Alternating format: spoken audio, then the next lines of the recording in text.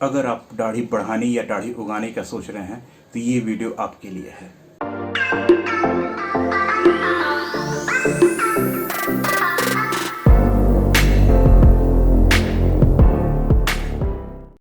Hey guys, this is Rakesh and you are watching Veera films. और आज हम डिस्कस करने वाले हैं कुछ टिप्स, कुछ ऐसे पॉइंट्स जो आपको दाढ़ी उगाने या दाढ़ी बढ़ाने में मदद करेंगे। तो चलिए शुरू करते हैं without wasting much of time. और सबसे पहला पॉइंट क्या है? सबसे पहला पॉइंट है मेकअप प्लान। मतलब कि अगर आप नए हो दाढ़ी उगाने, जस्ट मतलब दाढ़ी उगाने का सोच रहे हो या फिर दाढ़ी बढ़ाने का सोच रहे हो, तो सबसे पहले आपको ये समझना पड़ेगा कि आपके चेहरे पे कौन सा स्टाइल मतलब सूट करता है। अब जैसे मैं अपना एग्जांपल ले लेता हूँ कि मैं स्टार्टिंग से ही मैं दाढ़ी रखना शुरू कर दिया था। जब मैं कॉलेज में था तब से मैं दाढ़ी रख रहा हूँ, और उस समय मैंने गोटी स्टाइल रखना शुरू किया था, क्योंकि कुछ हद तक गोटी स्टाइल एक ऐसा था मेरे चेहरे पे बहुत सूट करता था, क्योंकि मेरा गोल चेहरा है तो उस पर बहुत सूट करता है। फिर उसके बाद जैसे जैसे जब मेरा एज बढ़ा तो फिर मैं अपने स्टाइल को चेंज करने का सोचा, तो फिर मैंने फ्रेंच बियर्ड रखा। फ्रेंच बियर्ड भी गोल चेहरे पे बहुत अच्छा लगता है। फिर उसके बाद जब और आगे बढ़ा, मतलब और एज बढ़ा, फिर मैं सोचा कि बोर हो गया फ्रेंच बियर्ड से। फिर मैं सोचा कि चलो अब कुछ और चेंज करते हैं और फुल फ्लेज बियर्ड की तरफ बढ़ते हैं।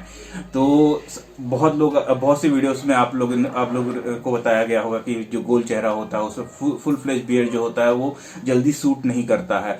और उस समय मैंने अपने चेहरे को एनालाइज किया और फिर मैंने समझा कि मतलब कैसे मैं फुल फ्लेज बियर्ड रखूंगा कि जो सूट करेगा। तो उस समय मैंने स्टार्टिंग के मतलब कि ये थोड़ा सा मैंने दाढ़ी को रखा। उस समय अच्छा नहीं लग रहा था, लेकिन मैंने अपने चेहरे को एनालाइज किया और मुझे पता लगा कि अगर जब दाढ़ी मेरी काफ़ी घनी हो जाएगी, तब जब एकदम थिक हो जाएगी, तो वॉल्यूम बढ़ जाएगा, तो उस समय मेरे पे वो जो फुल फ्लेज बियर्ड है वो अच्छा लगेगा। और अभी आप रिजल्ट देख सकते हो। इनफैक्ट अभी भी मैं इसको बढ़ा रहा हूँ, तो इसलिए मैं ट्रिमिंग यहाँ पे कम करता हूँ, ट्रिमिंग इधर और इधर ज़्यादा करता हूँ, साइड में ज़्यादा करता हूँ, ताकि जो मेरा गोल चेहरा है उसके ऊपर ये जो फुल फ्लेज बियर्ड है वो थोड़ी लंबी हो जाएगी, तो इस पूरे चेहरे को इलोंगेटेड क्या कहते हैं डिज़ाइन देगा, स्टाइल देगा। तो आपका सबसे पहला पॉइंट यही होना चाहिए कि आप दाढ़ी अगर उगाने या बढ़ाने का सोच रहे हैं तो सबसे पहले आप प्लान कीजिए कि आपको किस तरह का स्टाइल आपको रखना है। चलिए अब बात करते हैं सेकेंड पॉइंट का। सेकेंड पॉइंट बहुत इंपॉर्टेंट पॉइंट है कि अगर आप दाढ़ी उगा रहे हैं या दाढ़ी बढ़ाने का सोच रहे हैं तो बहुत इंपॉर्टेंट पॉइंट है, और वो है बी पेशेंट। आपको थोड़ा सब्र रखना पड़ेगा। मतलब कि बहुत से लोग ये गलती कर जाते हैं कि पहले तो मतलब सोच लेते हैं कि हाँ भाई दाढ़ी बढ़ानी है और उसको एक अच्छा स्टाइल देना है, और एक हफ्ते उसको उगाते हैं और उसके बाद फिर एकदम they get sick of it. वो खुजली होने लगता है, इचिंग होने लगता है, तो वो लोग सेव कर देते हैं। तो ये गलती आपको नहीं करनी है। आपको मतलब कि थोड़ा सब्र रखना पड़ेगा। आपको लगेगा एक हफ्ते बाद अगर आप अपने आप को देखोगे तो लगेगा कि यार मतलब कि अच्छा नहीं लग रहा है मेरे ऊपर, लेकिन आपको थोड़ा वेट करना पड़ेगा। एक हफ्ते में आप ये मत डिसाइड कर लेना कि नहीं अच्छा नहीं लग रहा है और उसको सेव कर दे। तो बी पेशेंट, रिजल्ट अच्छा आएगा, लेकिन आपको सब्र रखना पड़ेगा। थर्ड पॉइंट भी बहुत इंपॉर्टेंट है। बहुत लोग ये गलती करते हैं, मतलब कि वो अपना दाढ़ी का जो बढ़ाना शुरू कर देते हैं, लेकिन ये स्टेप को फॉलो नहीं करते हैं। तो अब एक हफ्ते हो चुके हैं आपको दाढ़ी उगाते हुए, और अब क्या करना है? अब जो सबसे इंपॉर्टेंट चीज़ है कि जो नेक लाइन है और जो ये चीक लाइन है, इसको आपको शेप करना पड़ेगा। मतलब कि अगर आप स्टाइल दे रहे हैं, अगर आप नेचुरल लुक पे जाते हैं तब आपको कोई जरूरत नहीं है फॉलो करने का, लेकिन मेरा एडवाइस रहेगा कि better you go for the saving of neckline और चेक लाइन। क्योंकि इससे क्या होता है कि जो स्टार्टिंग से आप जब शेव करना शुरू करते हो नेकलाइन और चेक लाइन को, तो जो बियर्ड आपकी उगेगी वो उसी शेप में आएगी, और वो जो डिजाइन होगा, जो स्टाइल जो होगा आपके बियर्ड का, वो काफी हद तक इनहेंस हो जाएगा। तो do follow this third step. आप अपने नेकलाइन और चेक लाइन को जरूर शेव करिएगा। कुछ लोग ये भी बोलेंगे कि अभी मैं पहली बार अपना दाढ़ी को उगा रहा हूँ और दाढ़ी को बढ़ा रहा हूँ, तो मेरे को उतना आदत नहीं है मार्किंग करना, या फिर मतलब वो जो कहते हैं चिक लाइन और नेक लाइन शेव करने का।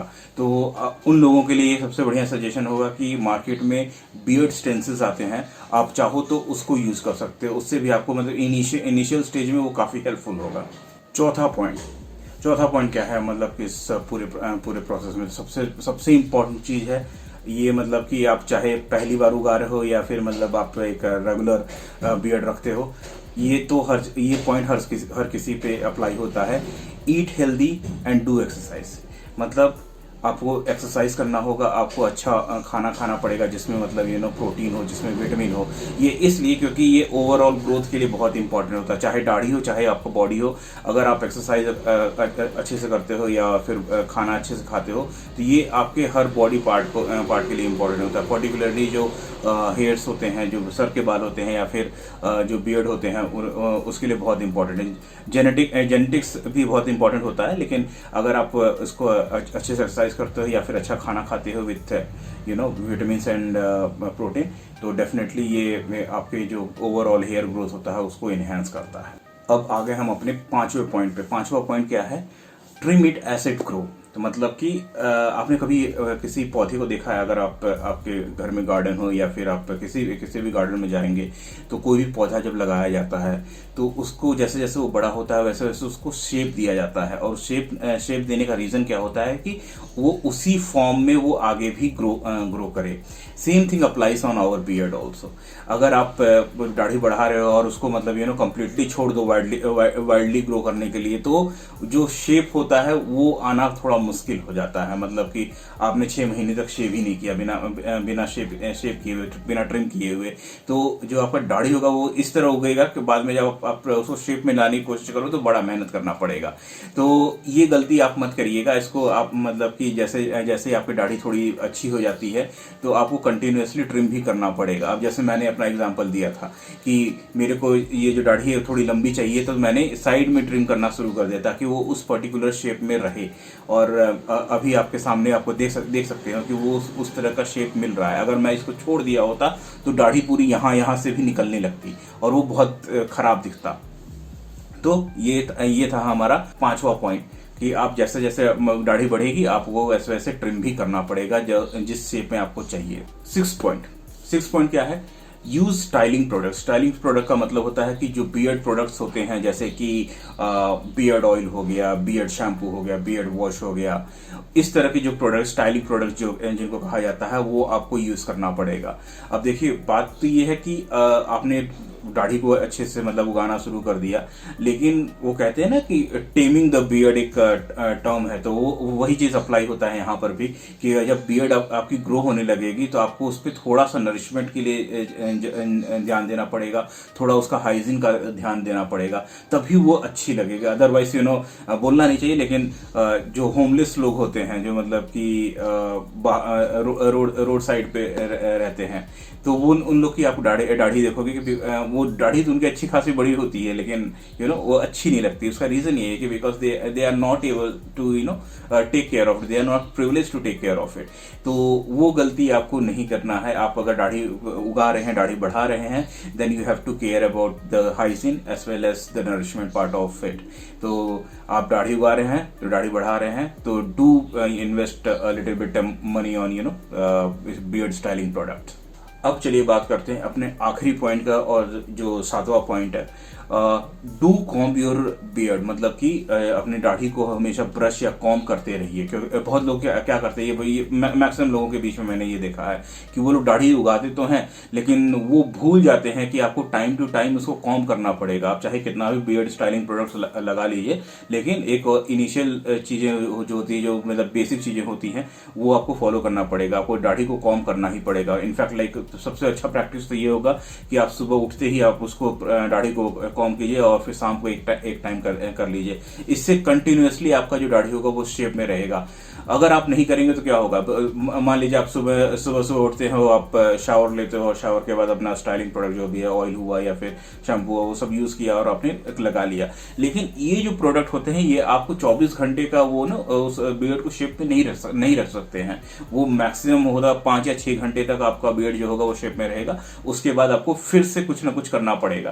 तो सबसे इजी तरीका है कि आप उसको कॉम्ब कर लीजिए 5-6 घंटे बाद। सबसे इजी तरीका है। और उसके ऊपर ये भी कर सकते हैं कि आप सुबह बियर्ड ऑयल लगाए हैं तो आप शाम को बियर्ड ऑयल लगा के कॉम्ब कर लीजिए।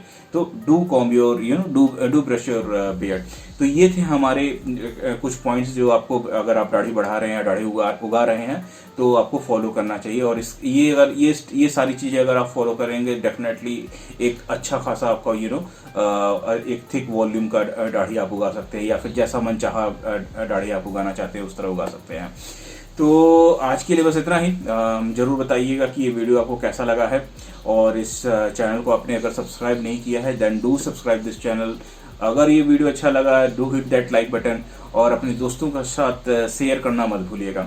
अगर आपको किसी पर्टिकुलर टॉपिक पे कोई वीडियो चाहिए then do mention it in the comment box. हम अपने कमेंट बॉक्स को बहुत सीरियस लेते हैं, तो अगर आप कोई ऐसा वीडियो है जो आप चाहते हैं कि मैं बनाऊं तो आप उस कमेंट बॉक्स में मेंशन कीजिए, मैं उसके बारे में जरूर बात करूंगा। तो आज के लिए बस इतना ही, चलिए मिलते हैं नेक्स्ट वीडियो में। सी या, बाय बाय।